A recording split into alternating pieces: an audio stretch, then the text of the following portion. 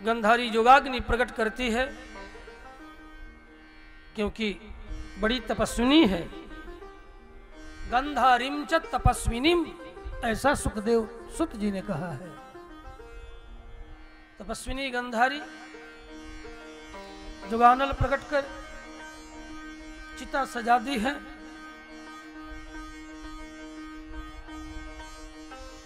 और अपने आत्म स्वरूप का स्मरण करते हुए शरीर का परित्याग करते हैं। ये घटना भी महाभारत के उत्तर काल की है।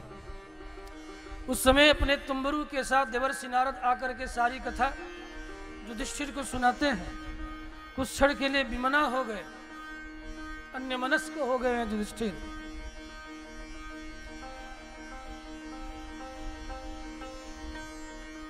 विदुर जी भी अनेक वर्ष तीर्थ यात्रा के पश्चात लौटते हैं।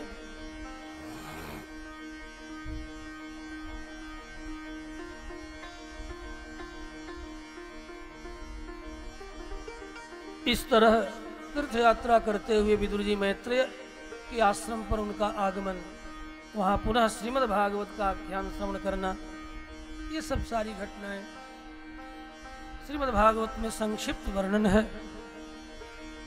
आगे भगवान श्री कृष्ण के वियोग में युधिष्ठिर भीम से निवेदन कर रहे हैं। भीम, अर्जुन के गए 6 माह हो गया, अब तक लौट करके नहीं आया, पता नहीं द्वारिका से कोई सूचना भी नहीं प्राप्त हो रही है, वहां क्या हो रहा होगा। गता सप्ताधुना मासा भीमसेने तवानुजः, हे भीमसेन, तुम्हारा छोटा भाई अर्जुन को गए हुए 6 माह गुजर गए, 7वां महीना आरंभ हो चुका, अब तक लौट करके नहीं आया है, पता नहीं क्या हो रहा है द्वारिका में। देखो, मुझे कुछ भी अच्छा नहीं लग रहा है अर्जुन के बिना। आजकल मुझे अपशकुन हो रहा है, नदियां भी क्षुब्ध हो रही हैं,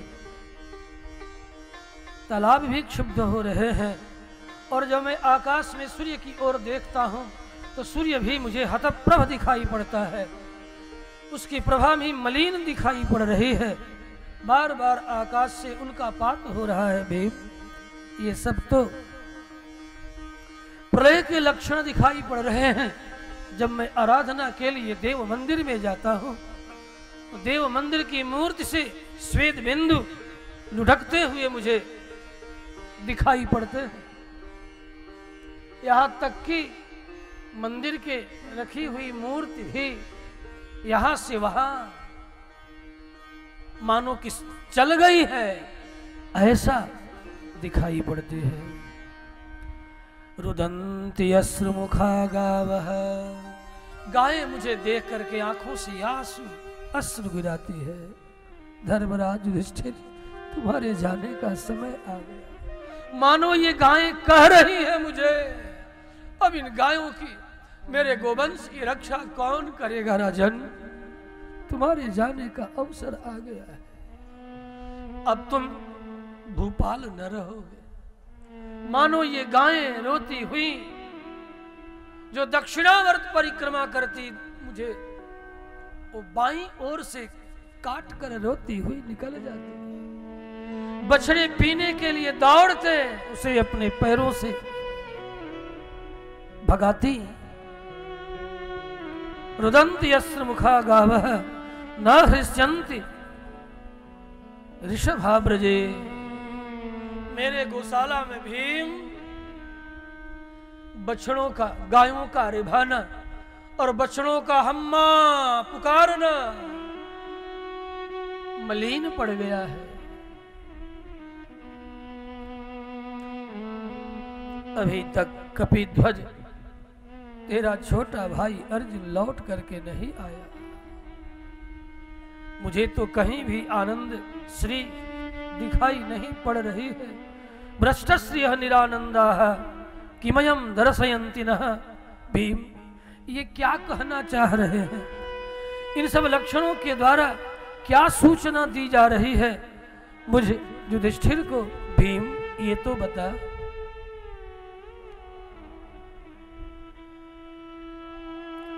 इस तरह भीम के साथ जिस समय युधिष्ठिर चर्चा कर रहे हैं उसी समय अर्जुन के आने की सूचना प्राप्त होती है।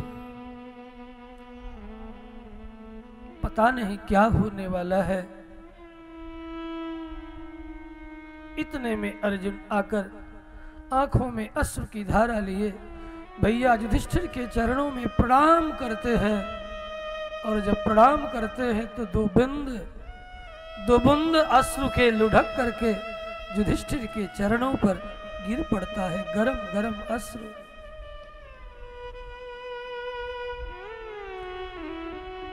अधोवदन अबिंदून सृजंतम नयनाब्जयो तम पादयोर्निपततम्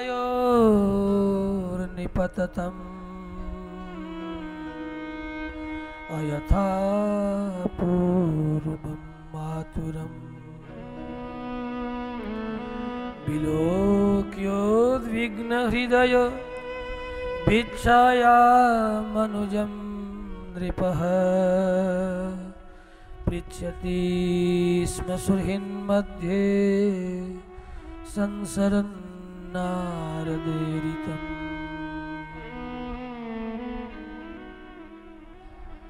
युधिष्ठिर ने पूछा है, अर्जुन सब कुशल मंगल तो है द्वारिका में?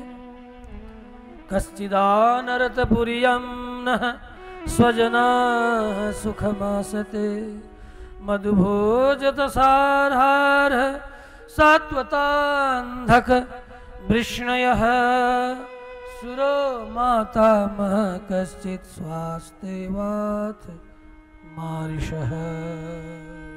कहो तो अर्जुन, मामा कैसे हैं? मामा वसुदेव का क्या समाचार है? और हाँ ये बताओ नाना जी कैसे हैं? सूरो मातामह, मेरे मातामह कैसे हैं? नाना जी का समाचार सुनाओ।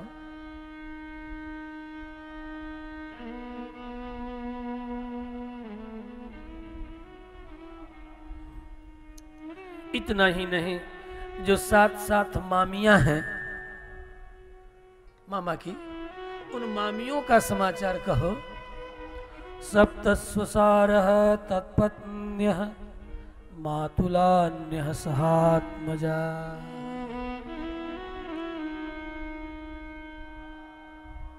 मामा के बेटा का क्या पूछो, वो तो कुशल होगा ही।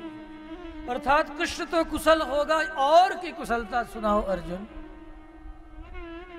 आसते सस्नुषाः क्षेमं देवकी प्रमुखाः स्वयं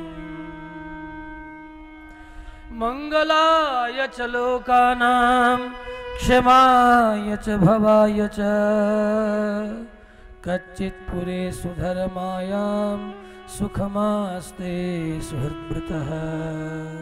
अपनी सुधर्मा सभा में कृष्ण, जिन्होंने जगत मंगल के लिए ही जन्म धारण किए हैं,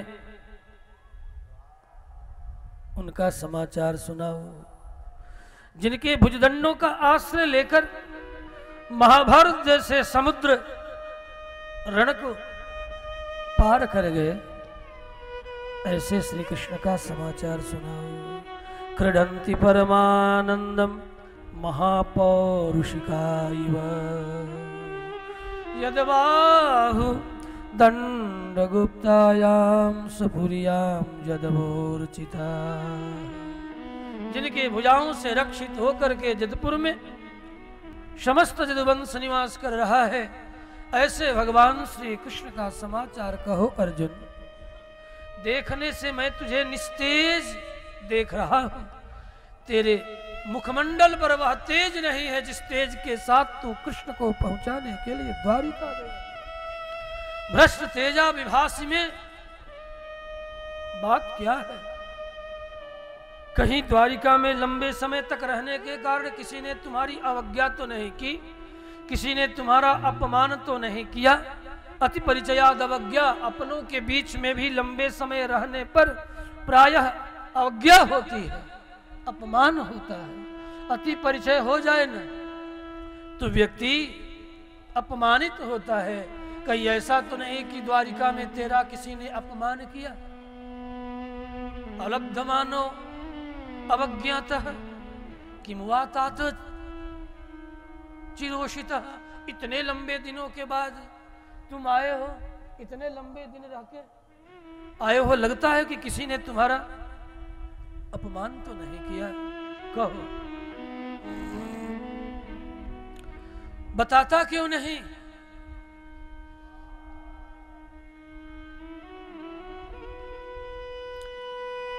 मुझे तो ऐसा लगता है अर्जुन कि मेरा बहुत प्रिय कोई मुझे छोड़कर चला गया।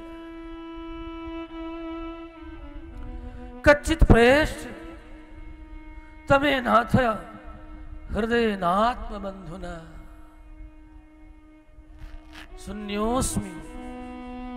मुझे तो यह लगता है कि अपने अत्यंत प्रियजन का वियोग हो चुका है। अर्जुन बोल तो। अर्जुन से अब रहा न गया। हुत्कार करके पुनः चरणों में गिर करके अर्जुन कहता है, भैया भैया भैया। कृष्ण को हम लोगों ने पहचाना नहीं।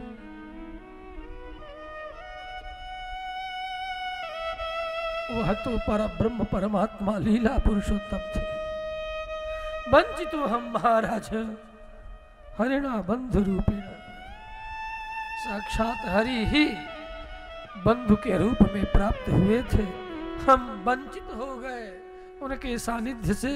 वे हमें छोड़कर चले गए। हाय कहां चले गए?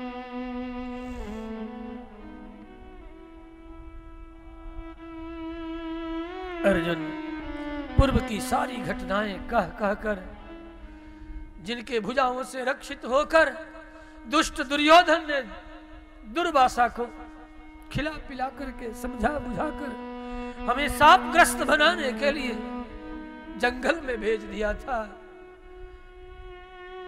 द्रौपदी का अक्षय पात्र भी खाली हो चुका था। 10,000 शिष्यों के साथ आतिथ्य की प्रार्थना की गई थी। भगवान कृष्ण समय पर आकर के यदि हम सबकी रक्षा नहीं किए होते तो कब के दुर्वासा के शापाग्नि में जल करके भस्म हो गए होते। जिन्होंने दुर्वासा के शाप से हमारी रक्षा की वो कृष्ण छोड़कर चले गए। भैया वही गांडीव, वही धनुष, वही बाण भगवान कृष्ण के जाते मेरी ऐसी दुर्दशा हुई। चलते चलते भगवान श्री हरि ने 16,100 रानियों को कहा था, ले जाओ अर्जुन, हस्तिनापुर में इनका भरण पोषण करना। अब तो मैं छोड़ करके जा रहा। चलते चलते ऋषि दुर्वासा का शाप लगा। आपस में ही कटमर करके समाप्त हो गए। जदुवंशी चतुःपंचावशेषिता। कहीं किसी भाग्य से 4-5 बच गए सो बच गए। 16,100 रानियों का रक्षा का भार मुझे प्राप्त हुआ था। मार्ग में कोल भीलों ने मुझे लूट लिया। ये वही धनुष, वही गांडीव, मैं कुछ न कर सका।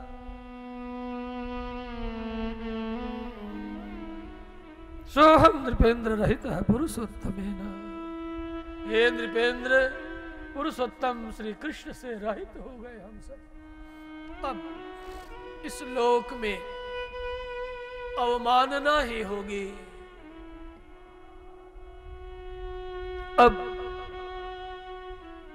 रहना ठीक नहीं है। अर्जुन और युधिष्ठिर विलाप करते रहे। ये विलाप की ध्वनि झाड़ फानूस को भी रुला रहा है। महल भी रो रहा है, पक्षी भी रो रहे हैं।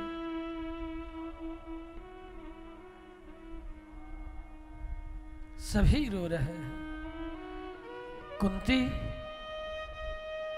पांडवों की मां आती है। अर्जुन, क्या बात है? मां के चरणों में गिरकर अर्जुन पुकारते हैं, भैया कृष्ण हम सबको ठग कर, वंचित कर इस दुनिया से चले गए। सच? हाँ, इतना सुनना है कि वही कुंती का मुख फैल गया, आंखें आकाश की ओर टंग गई। कृष्ण चले गए, इतना सुनते ही कुंती का प्राण, हृदय गति ठहर गया।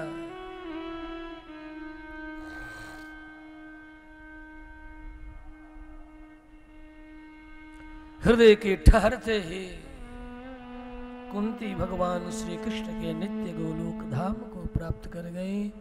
कृष्ण के वियोग में क्षण मात्र भी कुंती इस धरा धाम को छोड़ के चले गए। अब मैं न रहूंगा।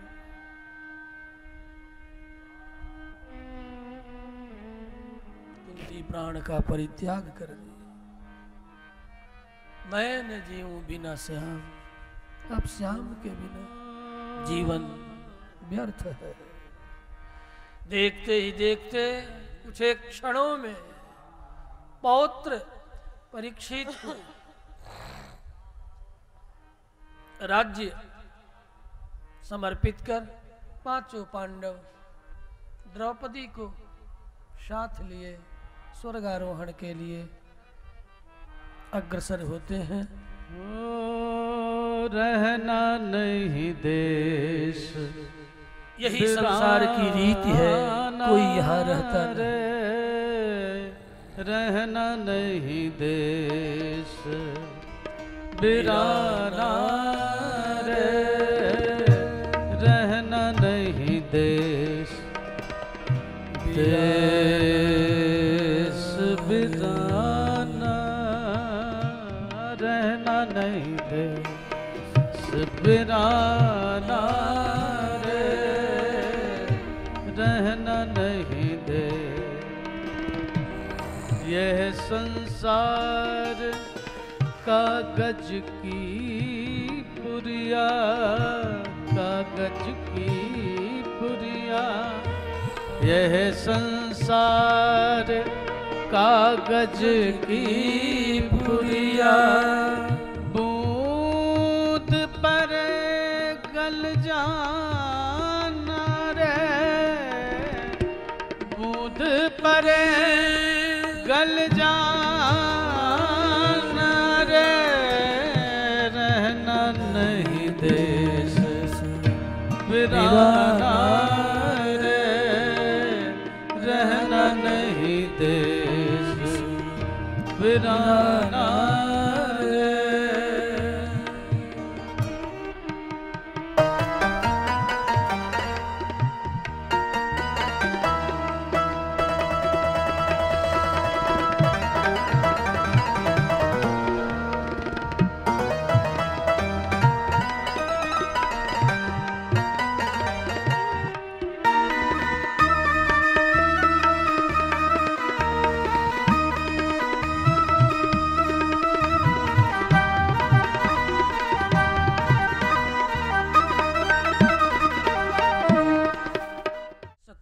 आरोहण करते हुए युधिष्ठिर स्वर्ग आरोहण करते हैं।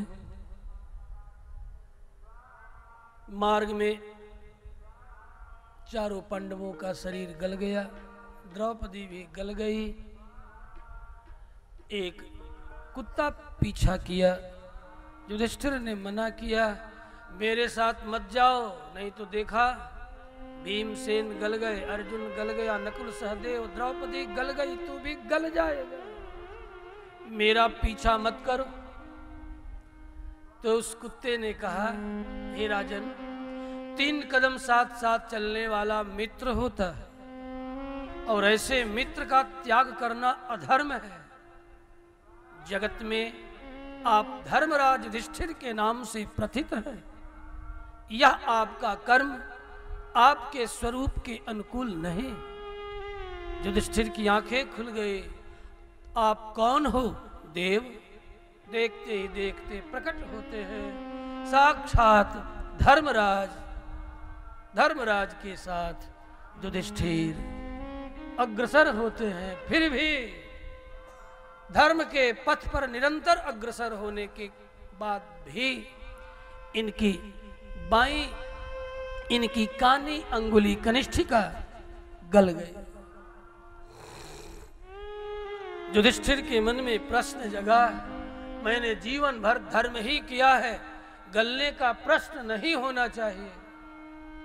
तब तक अंतर्यामी मानो कह रहा है, मैंने तो कहा था, महाभारत के युद्ध में भगवान कृष्ण ने कहा था, कहो अश्वत्थामा हतः। तूने अपने मन से द्वितीय वाक्य जोड़ लिया, नरो वा कुंजरो वा, उसी का परिणाम तेरी अंगुली गल गई। कृष्ण ने इतना ही कहा था, अश्वत्थामा हतः, बात भी सत्य थी, लेकिन तूने अपने मन से कृष्णाज्ञा विरुद्ध वाक्य जोड़ा, परिणाम तेरी ये अंगुली, वही अधर्म है। कौन पूछता है? अश्वत्थामा हतः इतना ही कहना था, लेकिन अपने मन से धर्माधिक, धर्मज्ञ नहीं अधिक धर्मज्ञ बनने का जो लालच कभी कभी जीवन में आता है, व्यक्ति को अधर्म के मार्ग से जोड़ देता है। भगवद आज्ञा के विरुद्ध कर्म ही अधर्म है, और भगवान की आज्ञा ही धर्म है। मन निमित्तम कृतम पापम, परमात्मा की आज्ञा से तुम्हारी दृष्टि में जो पाप है, या सामान्य शास्त्र में भी जो पाप है, शास्त्र भी अनेक तरह के हैं, सामान्य शास्त्र, विशेषतर शास्त्र, विशेषतम शास्त्र, शास्त्र भी अनेक है। तो मन निमित्तम कृतम पापम पुण्याय परिकल्पते, भगवद आज्ञा से आप जो करते हैं वही धर्म है, और भगवद आज्ञा के विरुद्ध जो सामान्य शास्त्र में लगता है ये तो धर्म है, भगवद आज्ञा के विरुद्ध यदि हो जाए तो उसकी पाप संज्ञा है। नरो वा कुंजरो वा, यही पाप है युधिष्ठिर का, परिणाम उनकी अंगुली गल गई। स्वर्गारोहण करते हैं। परीक्षित राज सिंहासन पर आरूढ़ है। प्रत्येक राजा का धर्म है कि वह मित्र संग्रह करे, अतः अनेक सैनिकों के साथ परीक्षित पूरे भूमंडल में भ्रमण आरंभ करते हैं।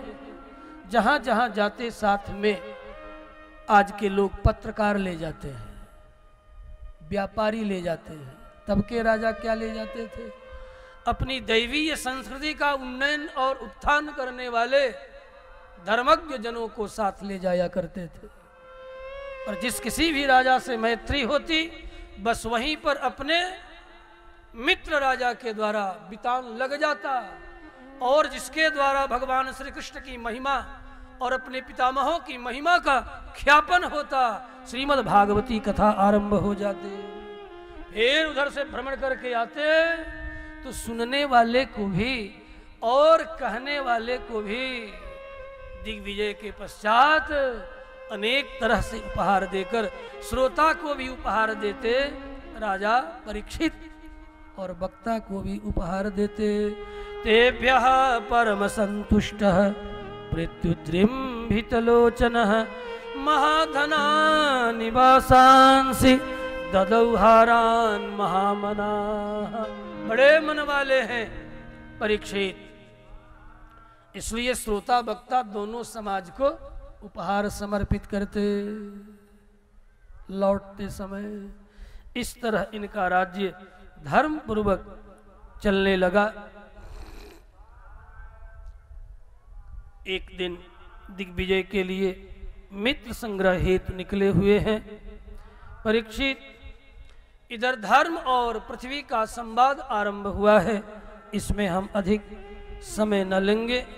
भगवान कृष्ण जिस दिन धराधाम का त्याग किए हैं, यद्यपि भक्तों की दृष्टि में, गोपियों की दृष्टि से वृंदावनम परित्यज्य पादमेकम न गच्छति, ये भक्तों की भावना है। जहाँ भक्ति है, जहाँ प्रेम है, वहाँ परमात्मा उसकी चर्म चक्षुओं के लिए प्रत्यक्ष है। तो ऐसे प्रेमियों का परमात्मा तो कहीं नहीं जाता, लेकिन जिस वैभव के साथ विभवावतार परमात्मा, प्रेमियों का परमात्मा तो यहीं रह गया, लेकिन विभवावतार भगवान कृष्ण अपनी लीला का स्मरण करके गोलोक पधारते, और जिस क्षण पधारते हैं उसी क्षण भाद्र कृष्ण त्रयोदशी गोधूलि काल, व्याध के द्वारा चरणों में बाण का लगना प्रभासा क्षेत्र है। भगवान कृष्ण का महाप्रयाण होता है। बलराम देखते ही देखते शेष अष्टपट्ट रानियां अपने दिव्य स्वरूप से प्रकट होकर के भगवान श्री कृष्ण के साथ प्रस्थान करती हैं। उसी समय कली का आगमन होता है। भाद्र कृष्ण त्रयोदशी संध्या काल कल्यब्द का प्रथम दिवस है। उसी समय कली आरंभ हुआ।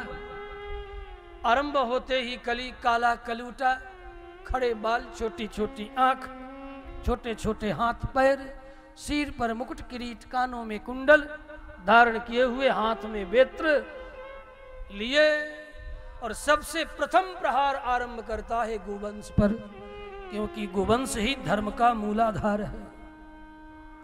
गोवंश यदि नष्ट हो गया तो सनातन धर्म वो बचाना कठिन है, क्योंकि गोवंश के द्वारा ही पृथ्वी पुष्ट होती, और पृथ्वी के पोषण के पश्चात दिव्य जो पंच महाभूत है उनका पोषण होता है। पृथ्वी, जल, तेज, वायु, आकाश, ये सब के सब दिव्य है, देवता है, यही देवता है। इतना ही देवता ऐसा नहीं, ये भी देवता है। जो गोवंश के गोप ऐश्वर्यक, जिनके विकार के द्वारा गोबर, गोमूत्र, दुग्ध, दही, घृत के द्वारा ये जगत पुष्ट होता है, उसी पर प्रथम प्रहार आरंभ किया।